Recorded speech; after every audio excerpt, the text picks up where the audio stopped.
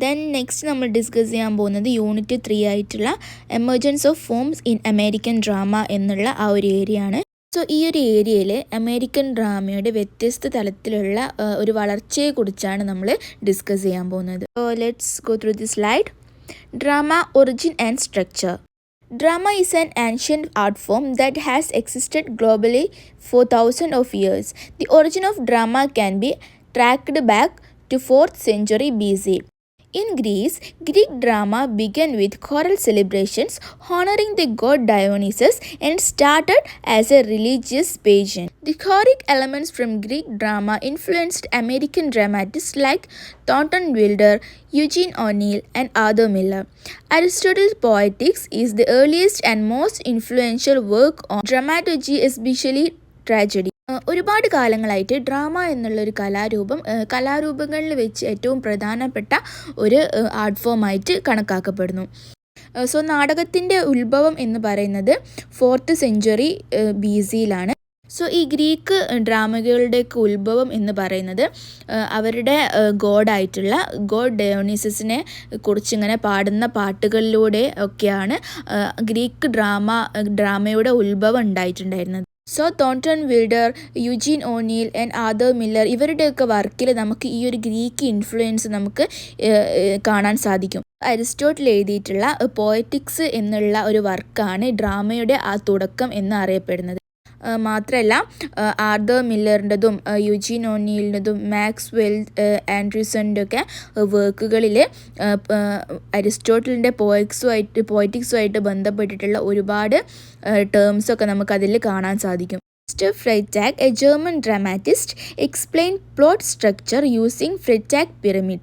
ഫ്രൈറ്റാഗ് drama എന്നുള്ള ആ ഒരു ക്രിയേഷനെ ഒരു 5 ടേംസ് ഉപയോഗിച്ച് കൊണ്ടിട്ട് ഒരു പിരമിഡ് സ്ട്രക്ചർ ക്രിയേറ്റ് ചെയ്തിട്ടുണ്ട്. അതിൽ ഫസ്റ്റ് വരുന്നത് ഇൻട്രൊഡക്ഷൻ ആണ്, പിന്നെ റൈസിങ് ആക്ഷൻ ആണ്, then climax, then falling act, then last one denouement. Okay, so ഡ്രാമകൾ എഴുതുന്ന സമയത്ത് ഒരുപാട് അമേരിക്കൻ ഡ്രാമാറ്റിസ്റ്റുകൾ ഇദ്ദേഹത്തിൻ്റെ ഈ ഒരു പിരമിഡ് സ്ട്രക്ചറാണ് യൂസ് ചെയ്തിട്ടുണ്ടായിരുന്നത്. Then next, farce and comedy. Farce originated in France as a dramatic form. It spread throughout Europe and remained popular during the 18th and 19th centuries. In America, the first written and published play was Androborus, 1740 by Robert Hunter. Androborus is an autobiographical farce and political satire in 3 acts. 2 other anonymous plays were also published during the same time period. ഫാഴ്സ് എന്നുള്ള ഈ ഒരു dramatic form originate ചെയ്തത് ഫ്രാൻസിൽ നിന്നിട്ടാണ്. പിന്നീട് 18th and 19th സെഞ്ച്വറിയിൽ ഇത് യൂറോപ്പിലുടനീളം spread ആവുകയാണ്. എന്നാൽ അമേരിക്കയിൽ റോബർട്ട് ഹണ്ടറിൻ്റെ ആൻഡ്രോബോറസ് ആണ് ഫസ്റ്റ് പ്ലേ ആയിട്ട് കണക്കാക്കപ്പെടുന്നത്. ഇതൊരു ജീവചരിത്രങ്ങൾ, ഇതിൽ ഓട്ടോബയോഗ്രഫിക്കൽ എലമെൻ്റ് ആണ് കൂടുതലുള്ളത്. ഇപ്പോൾ ജീവചരിത്രങ്ങൾ, അതുപോലെ തന്നെ പൊളിറ്റിക്സിനൊക്കെ ഒരു എന്താ പറയുക, ഒരു കോമിക് രൂപത്തിൽ പരിഹസിക്കുന്ന രീതിയിലുള്ള തരത്തിലുള്ള ഒരു റൈറ്റിംഗ് ആണ് ഈ ഒരു ആർട്ട് ഫോമിൽ നമ്മൾക്ക് കാണാൻ സാധിക്കുന്നത്. ആ ഒരു സെയിം ടൈമിൽ തന്നെ അതേപോലെ തന്നെയുള്ള 2 പ്ലേകൾ, പക്ഷെ അധികം പ്രചാരത്തിൽ വരാത്ത രീതിയിലുള്ള 2 പ്ലേകളും കൂടെ ആ ഒരു സമയത്ത് പബ്ലിഷ് ചെയ്തിട്ടുണ്ടായിരുന്നു.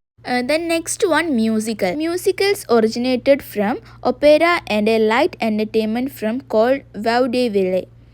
First musical in America. The first musical was staged during America's colonial period. Flora, an English ballad opera named Flora, was one of the earliest and most popular musical performances. Vaudeville include comic, musical and acrobatic act in theaters. Though it declined with the rise of cinema, it still exist in some modern forms. So ഈ ഒരു term എന്ന് പറയുന്നത് നമ്മുടെ സംഗീതവുമായിട്ട് മ്യൂസിക്കുമായിട്ട് ബന്ധപ്പെട്ടിട്ടുള്ളതാണ്. ഇത് വാവുഡെവില്ലെ എന്ന് പറഞ്ഞിട്ടുള്ള ഒരു വിനോദത്തിൽ നിന്നും ആണ് ഫോം ചെയ്തിട്ടുണ്ടായിരുന്നത്. സോ ഫസ്റ്റ് മ്യൂസിക്കൽ ആർട്ട് ഫോമുകൾ അമേരിക്കയിലെ കൊളോണിയൽ പീരീഡിൻ്റെ ആ ഒരു സമയത്തായിരുന്നു കൂടുതലും ഉണ്ടായിരുന്നത്. സോ ആ ഒരു സമയത്ത് ഫ്ലോറ എന്ന പേരിലുള്ള ഒരു ബാലഡ് വളരെയധികം പോപ്പുലർ ആയിട്ടുള്ള ഒരു മ്യൂസിക്കൽ പെർഫോമൻസ് ആയിരുന്നു. വാവുഡെവില്ലെ എന്ന് പറയുന്നത് ഒരു മ്യൂസിക്കും അതുപോലെ തന്നെ കോമിക്കായിട്ടുള്ള എലമെൻ്റൊക്കെ ഇൻക്ലൂഡ് ആയിട്ടുള്ള ഒരു ആർട്ട് ഫോമാണ്. ഫിലിമിൻ്റെ വരവോട് കൂടിയിട്ട് ഈ ഒരു ആർട്ട് ഫോമൊക്കെ കുറച്ചായിട്ട് ഇല്ലാതായിക്കൊണ്ടിരുന്നു. എന്നാലും പിന്നീട് കുറച്ചുള്ള ആർട്ട് ഫോമുകളിലൊക്കെ ഇതിൻ്റെ ഇൻഫ്ലുവൻസ് വളരെയധികം ഉണ്ടായിരുന്നു. Then realism in American drama. Emergence of realism. Critics like William Dean Howells and Hamlin Garland noticed realism in the works of playwrights like James A. Hearne and Edward Harrigan and William Gillette. Influenced of European playwrights, American playwrights were inspired by European realists such as Henrik Ibsen, Bernard Shaw, and Herman Suderman. James Hearne's contributions, his plays Margaret Fleming, reflected the lives of common people in the realistic time. Then Clyde Fletcher's work, his play The Climbers and the City, used naturalistic dialogue and realistic character behavior. David Belasco's Madame Butterfly, a romantic tragedy that achieved great success on Broadway. Then 1880-കളിൽ ക്രിട്ടിക്കായിട്ടുണ്ടായിരുന്ന William Dean ഹവൽസും Hamlin ഗാർലൻഡൊക്കെ അന്നത്തെ കാലത്തെ realistic ആയിട്ടുള്ള ഡ്രാമകളെ notice ചെയ്യാൻ തുടങ്ങി. പിന്നീട് യൂറോപ്യൻ റിയലിസ്റ്റുകളായിരുന്ന Henrik Ibsen, Bernard Shaw and Hermann Sudermann എന്നിവരിൽ നിന്നൊക്കെ അമേരിക്കൻ ഡ്രാമാറ്റിസ്റ്റുകൾ പ്രചോദനം നേടി. പിന്നീട് ജെയിംസ് എ ഹെർണിയുടെ കോൺട്രിബ്യൂഷൻ ആയിട്ടുള്ള മാർഗരറ്റ് ഫ്ലെമിംഗ് എന്നുള്ള ആ ഒരു വർക്ക് കൂടുതലായിട്ടും കോമൺ പീപ്പിളിൻ്റെ സാധാരണക്കാരുടെ റിയലിസ്റ്റിക് ലൈഫായിട്ട് ബന്ധപ്പെട്ടിട്ടുള്ളതായിരുന്നു. സോ അത് ആളുകൾക്ക് വളരെയധികം പ്രിയപ്പെട്ടതായിട്ട് മാറി. അതുപോലെ തന്നെ ക്ലൈഡ് ഫെറ്റ്ച്ചിൻ്റെ വർക്കുകളായിട്ടുള്ള the Climbers and the City and ഇതൊക്കെ എന്താണ് യൂഷ്വലായിട്ട് റിയലിസ്റ്റിക് ആയിട്ടുള്ള സാധാരണ ആളുകൾ സംസാരിക്കുന്ന രീതിയിലുള്ള ഡയലോഗുകൾ, ക്യാരക്ടറുകൾ, അവരുടെ ബിഹേവിയറൊക്കെ ഇൻക്ലൂഡ് ചെയ്തിട്ടുള്ള ഒരു ഡ്രാമകളായിരുന്നു ഇതൊക്കെ. അതുപോലെ തന്നെ ഡേവിഡ് ബെലസ്കോയുടെ മെഡാമെ ബട്ടർഫ്ലൈ എന്നുള്ള ആ ഒരു റൊമാൻറ്റിക് ട്രാജഡി ആ സമയത്ത് വലിയൊരു വിജയമായിട്ട് മാറി. Then next little theatre movement. ഈ ഒരു മൂവ്മെൻറ്റ് എന്നുള്ളത് സ്വതന്ത്രമായിട്ടുള്ള തിയേറ്ററുകളെ ഡിപ്പെൻഡ് ചെയ്തിട്ടുള്ള ഒരു മൂവ്മെൻ്റ് ആയിരുന്നു. സോ ഇത് അമേരിക്കയിൽ മോഡേണിസ്റ്റ് ഐഡിയകളും എക്സ്പെരിമെൻ്റൽ ഡ്രാമകളൊക്കെ ഉയർന്നു വരാൻ വേണ്ടിയിട്ട് കാരണമായി. Then next theatre art magazine launched to spread new theatre idea and support modernism. ഇതിൻ്റെ പ്രധാനപ്പെട്ട ഉദ്ദേശം എന്ന് പറയുന്നത് ഇതിൽ മോഡേണിസത്തിന് സപ്പോർട്ട് ചെയ്യാനും അതുപോലെ തന്നെ ന്യൂ തിയേറ്റർ ഐഡിയകൾ സ്പ്രെഡ് ചെയ്യാനുള്ള ഒരു മൂവ്മെൻ്റ് ആയിരുന്നു ഇത്. Provincetown Players, founded in Massachusetts by writers and artists known for experimental one-act play and launching Eugene O'Neill's career. So ഇത് മസാച്യുസെറ്റ്സിലെ പ്രൊവിൻസ്റ്റൗണിൽ തുടങ്ങിയിട്ടുള്ള പ്രൊവിൻസ്റ്റൗൺ എന്ന ഒരു ലിറ്റിൽ തിയേറ്ററാണ്. സോ ഈ ഒരു ഗ്രൂപ്പ് യൂജീൻ ഒനീലിൻ്റെ മുമ്പോട്ടുള്ള ഒരു കരിയറിൻ്റെ വിജയത്തിന് വളരെയധികം വലിയ പിന്തുണയായിരുന്നു നൽകിയിരുന്നത്. സോ അതുമായിട്ട് ബന്ധപ്പെട്ടുള്ള കീ കോൺട്രിബ്യൂഷൻസും നോട്ടബിൾ വർക്ക്സൊക്കെയാണ് നമുക്ക് താഴെ കാണാൻ സാധിക്കുന്നത്. Then Eugene O'Neill's The Emperor John brought professionalism to Provincetown Players and reached Broadway. So Eugene ഒനീലിൻ്റെ എംപറർ ജോൺ എന്നുള്ള ആ ഒരു പ്ലേ പ്രൊവിൻസ്റ്റൗൺ പ്ലേയേഴ്സ് ബ്രോഡ്വേയിൽ എത്തിച്ചു. 1980 തിയേറ്റർ ഗൈഡ് ഫോം ചെയ്തു. അത് കൂടുതലായിട്ടും നോൺ കൊമേഴ്ഷ്യലായിട്ടുള്ള ഡ്രാമകളെയായിരുന്നു കൂടുതൽ സപ്പോർട്ട് ചെയ്തിരുന്നത്. പിന്നീട് ബെർണാഡ് ഷായുടെ നാടകങ്ങൾ ഈ 15 അമേരിക്കൻ പ്ലേ റൈറ്റേഴ്സ് അവതരിപ്പിച്ചു. പോർജെ ആൻഡ് ബെസ് എന്നാണ് ആ ഒരു വർക്കിൻ്റെ പേര്. ദെൻ നമ്മൾ നെക്സ്റ്റ് ഡിസ്കസ് ചെയ്യാൻ പോകുന്ന ടേമാണ് naturalism. Naturalism focus on the life of ordinary people like realism but emphasise the influence of environment, hereditary and ചേസ്. Naturalist characters was often show as victims of force beyond their control. The theory originated in France, led by Emile Zola. Prominent American naturalist writers Frank Norris, Stephen Crane, Jack London and Theodore Dreiser. Dreiser's novel An American Tragedy was adapted by the group of theatre into the case of Clyde Griffiths. നാച്ചുറലിസവും realism പോലെ തന്നെ സാധാരണക്കാരുടെ ജീവിതത്തെ ആസ്പദമാക്കി ഡ്രാമകൾ എഴുതാൻ വേണ്ടിയിട്ട് use ചെയ്യുന്ന ഒരു ടേമാണ്. മാത്രമല്ല ഇതിൽ മനുഷ്യനായിട്ട് ബന്ധപ്പെട്ടിട്ടുള്ള നേച്ചർ, ഹെറിഡിറ്ററി എന്നിങ്ങനെയുള്ള കാര്യങ്ങളും കൂടെ ഇൻക്ലൂഡഡ് ആണ്. ഈ ഒരു ടേമിൻ്റെ ഒറിജിൻ എന്ന് പറയുന്നത് ഫ്രാൻസിലാണ്. സോ അതിൻ്റെ ഒരു വക്താവ് എന്നറിയപ്പെടുന്നത് എമിലി സോള എന്ന് പറഞ്ഞിട്ടുള്ള വ്യക്തിയാണ്. സോ അമേരിക്കയിലെ പ്രോമിനൻ്റ് ആയിട്ടുള്ള നാച്ചുറലിസ്റ്റ് റൈറ്റേഴ്സാണ് Frank Norris, Stephen Crane, Jack London, Theodore Dreiser. ഡ്രൈസറിൻ്റെ അമേരിക്കൻ ട്രാജഡി എന്നുള്ള നോവലിനെ ആസ്പദമാക്കിക്കൊണ്ട് the case of Clyde Griffiths എന്ന നാടകം ഗ്രൂപ്പ് ഓഫ് തിയേറ്റേഴ്സ് അവതരിപ്പിച്ചു. പിന്നീട് ജർമ്മൻ നാടക സംവിധായകനായിട്ടുള്ള എൻവിൻ പിസ്കാറ്റർ ഈ ഒരു പ്ലേക്ക് ഒരു മാർക്സിസ്റ്റ് സ്റ്റൈല് കൊണ്ടുവന്നു. സോ ഇവിടെ ഒരു ക്ലാസ് കോൺഫ്ലിക്റ്റ് ആയിരുന്നു അദ്ദേഹം ഉദ്ദേശിച്ചിരുന്നത്. അതിൽ പണക്കാരനായിട്ടുള്ള ഹാവ്സിനെ ഉയർന്ന രീതിയിലും ഹാവ് നോട്ട്സിനെ ഇല്ലാത്തവനെ താഴ്ന്ന രീതിയിലായിരുന്നു ആ ഒരു പ്ലേയിൽ ചിത്രീകരിച്ചിട്ടുണ്ടായിരുന്നത്. അതുപോലെ തന്നെ യുജീൻ ഒനീലിൻ്റെ ഡിസയർ അണ്ടർ ദി എൽംസ് എന്നുള്ള ഒരു വർക്ക് നാച്ചുറലിസ്റ്റ് പ്ലേ ആയിരുന്നു. അത് ഗ്രീക്ക് ട്രാജഡിയുടെ തീംസ് ഇംഗ്ലണ്ടിൻ്റെ ഒരു ഗ്രാമീണ പശ്ചാത്തലത്തിൽ അവതരിപ്പിച്ചിട്ടുള്ള ഒരു പ്ലേ ആയിരുന്നു. Then next, Expressionism. Expressionism was the first modernist theatre movement after the Symbolism to gain international influence. It originated in the Germany and spread to American theatre in the 1920s. Elmer Rice's The Adding Machine criticized the mechanical and capitalist system. സിംബലിസത്തിന് ശേഷം വന്നിട്ടുള്ള ആദ്യത്തെ modern theatrical ടേമാണ് expressionism. ഇത് ആദ്യമായിട്ട് Germany പോലെയുള്ള European രാജ്യങ്ങളിലാണ് first coin ചെയ്തത്. 1920കളിൽ അമേരിക്കയിൽ expressionism എന്ന ടേം ഉപയോഗിച്ചിട്ട് നാടകങ്ങളിൽ ഒരുപാട് രീതിയിലുള്ള എക്സ്പെരിമെൻ്റ് നടത്തിയിട്ടുണ്ട്. ആ സമയത്താണ് എൽമർ റൈസസിൻ്റെ ദി ആഡിങ് മെഷീൻ എന്നുള്ള ആ ഒരു പ്ലേയിൽ ക്യാപിറ്റലിസത്തിൻ്റെ ഒരു മനുഷ്യത്വമില്ലാത്ത ക്യാപിറ്റലിസം ഉള്ള ആ ഒരു സമയത്ത് മനുഷ്യത്വം ഇല്ലാത്ത ആ ഒരു ജീവിത ശൈലിയെ പരിഹസിച്ചുകൊണ്ടായിരുന്നു ആ ഒരു പ്ലേ ഉണ്ടായിട്ടുണ്ടായിരുന്നത്. ദെൻ ജോൺ ഹവാർഡ് ലോസണ് അദ്ദേഹത്തിൻ്റെ വർക്കുകളായിട്ടുള്ള റോജർ ബ്ലൂമർ ആൻഡ് ദി പ്രൊഫഷനിലൊക്കെ എന്താണ് എക്സ്പ്രഷനലിസം യൂസ് ചെയ്തു. ഇതിലൂടെ പൊളിറ്റിക്കൽ മെസ്സേജുകളായിരുന്നു അദ്ദേഹം ജനങ്ങൾക്ക് കൊടുത്തിട്ടുണ്ടായിരുന്നത്. മാത്രമല്ല എർവിൻ ഷോൻ്റെ ബറി ദി ഡെഡ് എന്നുള്ള ആ ഒരു പ്ലേയിൽ ആൻറ്റി വാർ എക്സ്പ്രഷനലിസ്റ്റ് പ്ലേ ആയിരുന്നു. ഈ ഒരു നാടകത്തിലൂടെ ഒരു യുദ്ധവിരുദ്ധമായിട്ടുള്ള ഒരു മെസ്സേജ് ആയിരുന്നു അദ്ദേഹം കൊടുത്തിട്ടുണ്ടായിരുന്നത്. അതേ സമയത്ത് യുജീൻ ഓനിൽ അമേരിക്കയിലെ പ്രോമിനൻ്റ് ആയിട്ടുള്ള എക്സ്പ്രഷനിസ്റ്റ് ഡ്രാമാറ്റിസ്റ്റ് ആയിട്ട് ആ ഒരു സമയത്ത് അറിയപ്പെട്ടു. The Emperor Jones, showered subject, inner vision, the Hairy Ape എന്നീ വർക്കുകളൊക്കെ എന്താണ് എക്സ്പ്രഷനിസ്റ്റ് ടേം ഉപയോഗിച്ചിട്ട് അദ്ദേഹം ക്രിയേറ്റ് ചെയ്തിട്ടുള്ള വർക്ക്സ് ആയിരുന്നു. The next, the group theatre, formed in 1931 by Harold Clurman, Cheryl Cranford and Lee Strasberg. 1931 Harold കേൾമാനും ചെറിയും ക്രാഫോർഡ് ആൻഡ് ലീ സ്റ്റെർബർഗ് എന്നീ 3 ആളുകൾ ചേർന്നിട്ടാണ് ദി ഗ്രൂപ്പ് തിയേറ്റർ ഫോം ചെയ്തത്. ഇതിൻ്റെ പ്രധാനപ്പെട്ട ഉദ്ദേശം എന്ന് പറയുന്നത് സൊസൈറ്റിയുമായിട്ട് ബന്ധപ്പെട്ടുള്ള പ്രോബ്ലംസ് ഒക്കെ അവതരിപ്പിക്കാൻ വേണ്ടിയിട്ടാണ് ഈ ഒരു രീതിയിലുള്ള തിയേറ്റർ യൂസ് ചെയ്തിട്ടുണ്ടായിരുന്നത്. ആദ്യമായിട്ട് ആ ഒരു തിയേറ്ററിൽ അവതരിപ്പിച്ചിട്ടുണ്ടായിരുന്ന പ്ലേ എന്ന് പറയുന്നത് സെർജി ട്രെത്യാക്കോവിൻ്റെ റോൾ ചൈന എന്നുള്ളൊരു വർക്കാണ്. പിന്നീട് പോൾ ഗ്രീൻ്റെ ഹൗസ് ഓഫ് കൊനലി എന്നുള്ള ആ ഒരു ആക്റ്റും അവതരിപ്പിച്ചിട്ടുണ്ടായിരുന്നു.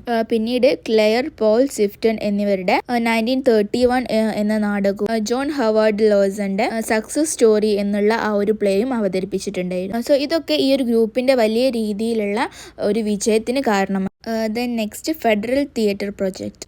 ഗ്രൂപ്പ് തിയേറ്ററിൻ്റെ പിന്നാലെ തന്നെ WPA എന്നുള്ള ഒരു അഡ്മിനിസ്ട്രേഷൻ്റെ കീഴിൽ സ്ഥാപിച്ചിട്ടുണ്ടായിരുന്ന ഒരു പ്രൊജക്റ്റാണ് ഫെഡറൽ തിയേറ്റർ പ്രൊജക്ട്. ഇവിടെ കൂടുതലായിട്ടും കുട്ടികളുടെ നാടകങ്ങൾ, അതുപോലെ തന്നെ മ്യൂസിക്കൽ ഡ്രാമകൾ, ക്ലാസിക്കൽ ഡ്രാമകൾ, അതുപോലെ തന്നെ ഡോക്യുമെൻ്ററീസ് അങ്ങനെയുള്ള art ഫോമുകളൊക്കെ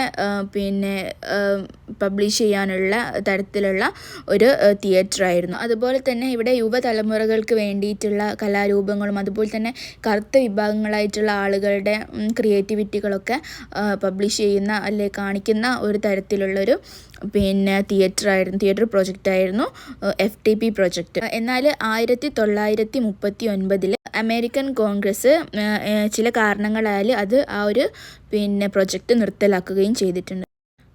Then next, Clifford Odets.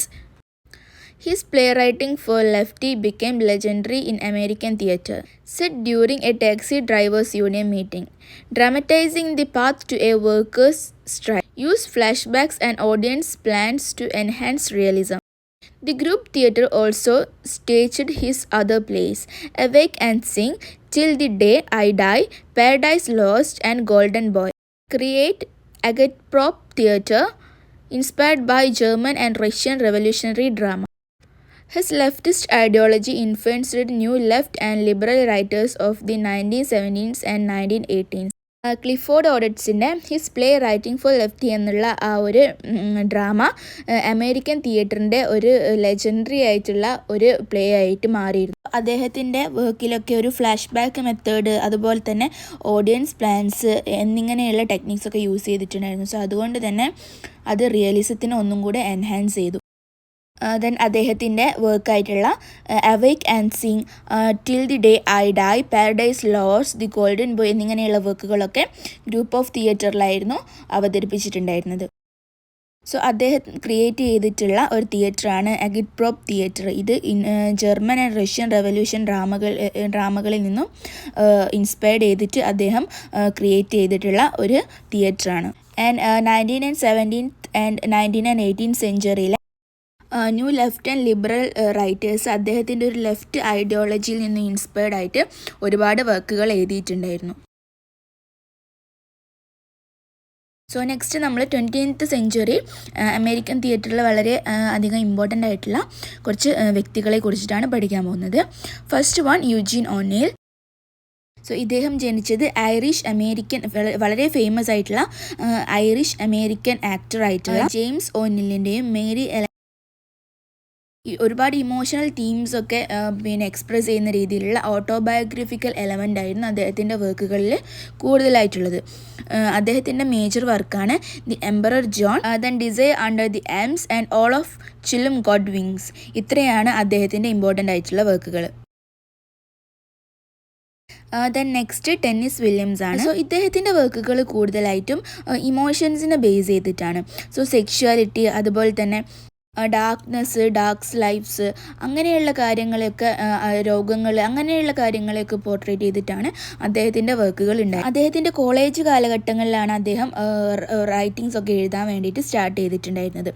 അദ്ദേഹത്തിൻ്റെ ഏറ്റവും പ്രധാനപ്പെട്ട വർക്കുകളാണ് ദി ക്ലാസ് മെനേജറി, സ്ട്രീക്കാർ നെയിം ഡിസയർ, അങ്ങനെയുള്ള വർക്ക്സുകളൊക്കെ. സോ അദ്ദേഹത്തിൻ്റെ വർക്കുകളിൽ ബ്ലെൻഡഡ് റിയലിസം, അതുപോലെ തന്നെ സിംബോളിസം, അങ്ങനെയുള്ള സ്ട്രോങ് ആയിട്ടുള്ള ഒരു ഇമോഷൻ റെസ്പോൺസുകളൊക്കെ ഉണ്ടായിട്ടുണ്ടായിരുന്നു. ദെൻ നെക്സ്റ്റ് നമുക്ക് ഡിസ്കസ് ചെയ്യാനുള്ളത് ആദർ മില്ലറാണ്. ഗ്രേറ്റ് എക്സ്പ്രഷൻ എന്ന ഒരു ഫോമിൻ്റെ വരവോടുകൂടിയാണ് അദ്ദേഹത്തിൻ്റെ റൈറ്റിങ്സ് ഒക്കെ സ്റ്റാർട്ട് ചെയ്തിട്ടുണ്ടായിരുന്നത്. അദ്ദേഹം ഗ്രൂപ്പ് ഓഫ് തിയേറ്ററിൽ വർക്ക് ചെയ്തിട്ടുണ്ടായിരുന്നു. കൂടുതലായിട്ടും അദ്ദേഹത്തിൻ്റെ വർക്കുകളൊക്കെ റിലേറ്റ് ആയിട്ടുണ്ടായിരുന്നത്, അദ്ദേഹത്തിൻ്റെ വർക്കുകളിൽ കൂടുതലായിട്ടുള്ള തീമുകൾ എന്ന് പറയുന്നത് ഫാദർ ആൻഡ് സൺ കോൺഫ്ലിക്റ്റാണ്. അച്ഛൻ മകൻ കോൺഫ്ലിക്റ്റുകൾ, അതുപോലെ തന്നെ വാറിൻ്റെ സമയത്ത് ഉണ്ടാകുന്ന എത്തിക്സ്, അങ്ങനത്തെ ഓരോരോ കാര്യങ്ങൾ റിലേറ്റ് ചെയ്തിട്ടുണ്ടായിരുന്നു അദ്ദേഹത്തിൻ്റെ വർക്ക്സ് ഉണ്ടായിരുന്നത്. അദ്ദേഹത്തിൻ്റെ ഇമ്പോർട്ടൻ്റ് ആയിട്ടുള്ള വർക്കുകൾ എന്ന് പറയുന്നത് ഡെത്ത് ഓഫ് സെയിൽസ്മാൻ ആണ്, അതുപോലെ തന്നെ ദി ക്രൂസിബിൾ എന്നിവയൊക്കെയാണ് അദ്ദേഹത്തിൻ്റെ ഇമ്പോർട്ടൻ്റ് ആയിട്ടുള്ള വർക്കുകൾ. ദെൻ നെക്സ്റ്റ് നമ്മൾ ഡിസ്കസ് ചെയ്യാൻ പോകുന്നത് William Inge, Robert Anderson and Robert Edison ആണ്. ഇവർ ടീ ആൻഡ് സിമ്പതി, അതുപോലെ തന്നെ ഹോമോഫോബിയ, ജെൻഡർ റോൾസ് എന്നീ കാര്യങ്ങളൊക്കെ ഇൻക്ലൂഡ് ചെയ്തിട്ടാണ് അവരുടെ വർക്കുകളൊക്കെ ഉണ്ടായിട്ടുണ്ടായിരുന്നത്. അദ്ദേഹത്തിൻ്റെ വർക്കുകളിൽ അദ്ദേഹം കൂടുതലായിട്ട് ഫോക്കസ് ചെയ്തിട്ടുണ്ടായിരുന്നത് sensitive youth and emotional neglects ആണ്. സോ അതിനായിട്ട് അദ്ദേഹം അമേരിക്കയിലെ സ്മോൾ ടൗണുകളിലൊക്കെ വിസിറ്റ് ചെയ്യാറുണ്ടായിരുന്നു. സോ അദ്ദേഹത്തിൻ്റെ മേജർ വർക്ക്സ് ആണ് come back, the little Sheba, splendour in the grass എന്നിങ്ങനെയുള്ള വർക്കുകളൊക്കെ. സോ അദ്ദേഹത്തിൻ്റെ വർക്കുകളിലെ മോസ്റ്റ് തീം എന്ന് പറയുന്നത് സെക്ഷുവാലിറ്റി ആൻഡ് സോഷ്യൽ എക്സ്പെക്റ്റേഷൻസ് ഒക്കെയാണ്.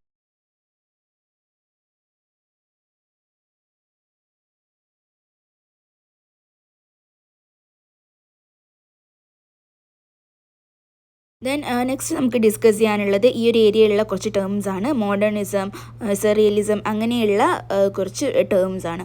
So first one, modernism.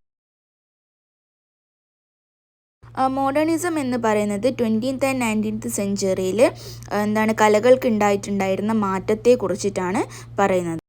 So ഈ ഒരു ഏരിയ കൂടുതലായിട്ടും ഫോക്കസ് ചെയ്യുന്നത് എന്താണ് ഇൻറ്റേർണൽ റിയാലിറ്റി, അതുപോലെ തന്നെ പേഴ്സണൽ ക്രൈസിസ്, കൾച്ചറൽ ഇൻസ്റ്റെബിലിറ്റി ഇങ്ങനെയുള്ള കാര്യത്തെക്കുറിച്ചിട്ടൊക്കെയാണ്.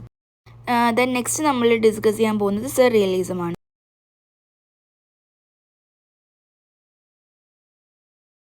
Surrealism of France with Andre Breton manifesto പ്രകാരം ആരംഭിച്ചിട്ടുള്ള ഒരു പ്രസ്ഥാനം. ഡാഡായിസം എന്ന പ്രസ്ഥാനത്തിൽ ഇത് വാറുകളിൽ നിന്നിട്ടുണ്ടായിരുന്ന അനുഭവങ്ങളുടെ ഒരു അവസ്ഥകളുടെയൊക്കെ ഒരു വിരോധമാണ് ഇവിടെ പ്രകടിപ്പിക്കുന്നത്, ഈ ഒരു ടേമിലൂടെ പ്രകടിപ്പിക്കും. പിന്നീട് ഇത് കൂടുതലായിട്ടും absurd literature, anti novel, magic realism, post modernism എന്നിങ്ങനെയുള്ള പ്രസ്ഥാനങ്ങളെ സ്വാധീനിച്ചു. ദെൻ നെക്സ്റ്റ് നമ്മൾ നോക്കാൻ പോകുന്നത് എക്സിസ്റ്റൻഷ്യലിസം ആണ്. Jean Paul, Simone de Beauvoir, Albert Camus എന്നിവരൊക്കെ കൂടിയാണ് ഈ ഒരു ടേം കോയിൻ ചെയ്തിട്ടുണ്ടായിരുന്നത്. ഇതിൻ്റെ മെയിൻ ഐഡിയ എന്ന് പറയുന്നത് ഹ്യൂമൻസിൻ്റെ ചോയ്സ് അവർ തന്നെയാണ് ഡിസൈഡ് ചെയ്യുന്നത് എന്നുള്ള, അതിലൂടെയാണ് അവർ ജീവിക്കുന്നത് എന്നുള്ള ആ ഒരു കോൺസെപ്റ്റാണ്. സോ ഇത് തിയേറ്റർ ഓഫ് അബ്സേർഡിനെ വളരെയധികം ഇൻഫ്ലുവൻസ് ചെയ്തിട്ടുണ്ടായിരുന്നു. സോ ഈ ഒരു ടേമിൻ്റെ മേജർ ഫിഗേഴ്സ് എന്ന് പറയുന്നത് Samuel Beckett, Eugene Ionesco, Fernando Arrabal, Jean Genet എന്നിങ്ങനെയുള്ള ആളുകളാണ്. ദെൻ നെക്സ്റ്റ് നമ്മൾ ഡിസ്കസ് ചെയ്യാൻ പോകുന്നത് തിയേറ്റർ ഓഫ് ക്രൂവലിറ്റി ആണ്. ആൻഡോൺ ഒട്ടേർഡ് ആണ് ഈ ഒരു ടേം ഇൻട്രൊഡ്യൂസ് ചെയ്തിട്ടുണ്ടായിരുന്നത്. ഈ ഒരു ടേം സൈക്കോളജിക്കൽ ഡ്രാമകളൊക്കെ റിജക്റ്റ് ചെയ്തിട്ടുണ്ടായിരുന്നു. മാത്രം ഇമ്പോർട്ടൻസ് കൊടുത്തിട്ടുണ്ടായിരുന്നത് ഇന്ത്യൻ ഫിസിക്കൽ എക്സ്പ്രഷനെ ആയിരുന്നു ഇത് കൂടുതലായിട്ട് ഇമ്പോർട്ടൻ്റ് കൊടുത്തിട്ടുണ്ടായിരുന്നു. ഈ ഒരു ടേം ആഫ്രോ അമേരിക്കൻ ആയിട്ടുള്ള പ്ലേറൈറ്റ് ആയിട്ടുള്ള എമരി ബരാക്കയുടെ എക്സ്പെരിമെൻ്റൽ തിയേറ്റർ ആൻഡ് വർക്ക്സ് എന്നുള്ള ആ ഒരു ടേമിനെ ഇൻഫ്ലുവൻസ് ചെയ്തിട്ടുണ്ട്. Then next, Edward Albee and Absurd Theatre in America. So അദ്ദേഹത്തിൻ്റെ വർക്കുകളിൽ അബ്സേർഡിസം യൂസ് ചെയ്തിട്ടുണ്ടായിരുന്നു. അതുപോലെ അമേരിക്കൻ ലൈഫിനെ ക്രിട്ടിസൈസ് ചെയ്യുന്ന രീതിയിലുള്ള വർക്കുകളിലൊക്കെ കൂടുതലായിട്ടും അദ്ദേഹം ഒരു അബ്സേർഡിസം യൂസ് ചെയ്തിട്ടുണ്ടായിരുന്നു. അദ്ദേഹത്തിൻ്റെ ഇമ്പോർട്ടൻ്റ് ആയിട്ടുള്ള ഒരു വർക്കാണ് സൂ സ്റ്റോറി എന്നുള്ളത്. ഇത് കൂടുതലായിട്ടും ഹ്യൂമൻ ഡിസ്കണക്ഷൻ, അതുപോലെ തന്നെ ഐസൊലേഷൻ എന്നിങ്ങനെയുള്ള കാര്യങ്ങളെയാണ് മേജർ ഫിഗേഴ്സായിട്ട് അവതരിപ്പിച്ചിട്ടുണ്ടായിരുന്നത്. Then who's afraid of Virginia Woolf എന്നുള്ള മറ്റൊരു വർക്കാണ്. ഈ ഒരു വർക്കിൽ അദ്ദേഹം ഇല്യൂഷൻസ്, അതുപോലെ തന്നെ മോഡേൺ മാരേജ് എന്നിങ്ങനെയുള്ള തീംസിനെയൊക്കെ ബേസ് ചെയ്തിട്ടാണ് ഈ ഒരു വർക്ക് അദ്ദേഹം എഴുതിയിട്ടുണ്ടായിരുന്നത്. Then next, experimental theatre origin and key figures. In 1959 US-ലെ ബ്ലാക്ക്മൗണ്ട് കോളേജിൽ വെച്ചിട്ടാണ് ഈ ഒരു എക്സ്പെരിമെൻ്റൽ തിയേറ്ററിന് പരീക്ഷണാത്മകമായിട്ടുള്ള ഒരു ഡ്രാമകൾക്കൊക്കെ തുടക്കം കുറിച്ചിട്ടുണ്ടായിരുന്നത്. ആ ഒരു സമയത്ത് അലൻ കാപ്പോൾ എന്നുള്ള ആ ഒരു എഴുത്തുകാരൻ്റെ 18 ഹാപ്പിനെസ് ഇൻ 6 പാർട്ട് എന്നുള്ള ഈ ഒരു വർക്ക് എക്സ്പെരിമെൻ്റൽ തിയേറ്ററിൻ്റെ ഒരു ഭാഗമായിട്ട് വന്നു. അതിൽ കൂടുതലായിട്ടും മ്യൂസിക്, മൾട്ടിമീഡിയ, റെക്കോർഡിങ് എന്നിങ്ങനെയുള്ള ടെക്നിക്സൊക്കെ യൂസ് ചെയ്യുന്നത് നമുക്ക് കാണാൻ സാധിക്കുന്നു. പിന്നെ ഇതിൻ്റെ മേജറായിട്ടുള്ള ഒരു എക്സ്പെരിമെൻ്റ് എന്ന് പറയുന്നത് of Broadway and of Broadway എന്നുള്ള ആ ഒരു ടെക്നിക്കാണ്. ബ്രോഡ്വേ എന്നാൽ ന്യൂയോർക്കിലെ ഒരു 40ഓളം വരുന്ന ഒരു കൊമേഴ്ഷ്യൽ തിയേറ്റർ. സോ നെക്സ്റ്റ് നമുക്ക് of Broadway and of Broadway എന്താണെന്ന് നോക്കാം. ഓഫ് ബ്രോഡ്വേ എന്ന് പറഞ്ഞിട്ടുണ്ടെങ്കിൽ വലിയ രീതിയിലുള്ള എക്സ്പെരിമെൻറ്റുകൾ, അതുപോലെ തന്നെ പ്ലേകളൊക്കെ നടത്തുന്ന രീതിയിലുള്ള ഒരു തിയേറ്ററുകളാണ്. ദെൻ ഓഫ് ബ്രോഡ്വേ എന്ന് പറയുന്നത് വളരെ ചെറിയ സ്മോൾ ആയിട്ടുള്ള തിയേറ്ററുകളാണ്. ചെറിയ രീതിയിലുള്ള സജ്ജീകരണങ്ങളും സ്പേസും ഒക്കെയുള്ള ചെറിയ രീതിയിലുള്ള ഒരു തിയേറ്ററാണ് ഓഫ് ബ്രോഡ്വേ എന്ന് പറയുന്നത്. ഇതിൽ കൂടുതലായിട്ടും എക്സ്പെരിമെൻ്റൽ ആയിട്ടുള്ള വർക്കുകളാണ് ചെയ്തു വന്നിട്ടുണ്ടായിരുന്നത്.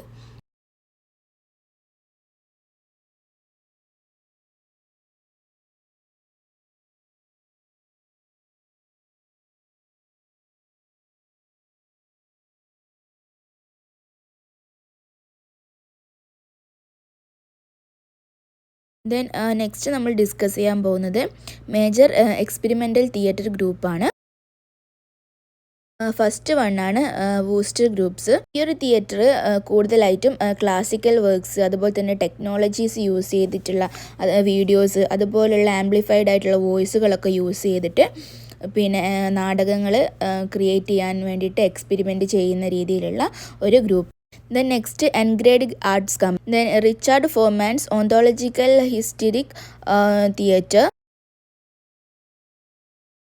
Then Gorillas theatre. ഇതിൽ കൂടുതലായിട്ടും ഫോക്കസ് ചെയ്യുന്നത് കൊമേഴ്ഷ്യലായിട്ടുള്ള പെർഫോമൻസ് ചെയ്യുക എന്നുള്ളതാണ്.